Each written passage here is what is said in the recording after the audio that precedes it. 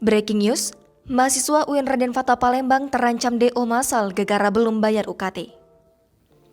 Mahasiswa UIN Raden Fatah Palembang dikabarkan akan terancam putus kuliah atau drop out massal terkait adanya batas waktu pembayaran terakhir terkait uang kuliah tunggal atau UKT.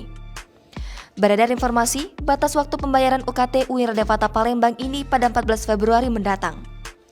Namun, sebagian mahasiswa yang belum membayar dan membayar pada tanggal 23 Januari ke atas tidak lagi mendapat potongan. Mahasiswa juga mempertanyakan berapa banyak kuota mahasiswa yang mendapatkan dari potongan UKT tersebut. Saat dikonfirmasi, Rektor UIN Raden Fatah Palembang Profesor Dr. Nyayu Khadijah Magister Sains mengatakan mereka masih memberikan pemotongan UKT hingga batas waktu yang telah ditentukan. Ia mengatakan pengurangan UKT bagi mahasiswa ada mekanisme dan proses yang dilakukan universitas.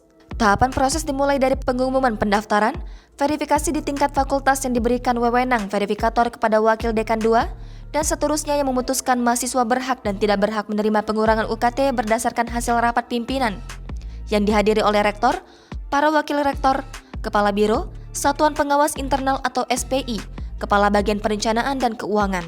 Proses pendaftaran dibuka pada 4 hingga 14 Januari, 5 hingga 15 Januari, rapat pimpinan tanggal 17 Januari dan SK Rektor 17 Januari.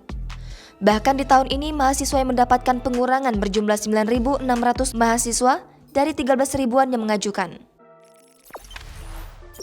Jangan lupa subscribe, share, komen, dan like ya!